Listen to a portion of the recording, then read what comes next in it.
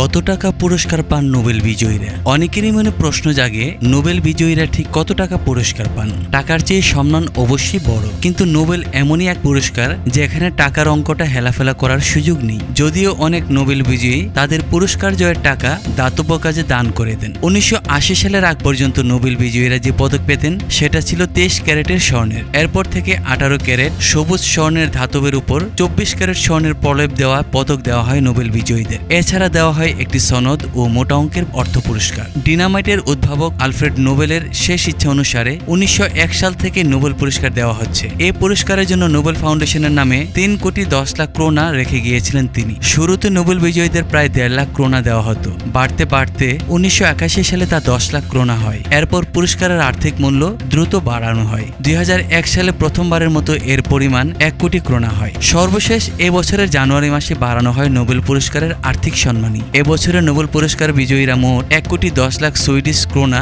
বা $9,86,000 পাবেন, যা আগের চেয়ে 10 লাখ ক্রোনা বেশি। নোবেল ফাউন্ডেশন তহবিলের উন্নতি হওয়ায় এবছর পুরস্কারের আর্থিক সম্মানী বাড়ানোর সিদ্ধান্ত নেওয়া হয়েছে। বাংলাদেশি মুদ্রায় 1,10,00,000 ক্রোনার মূল্যমান দাঁড়ায় 12 কোটি টাকারও বেশি।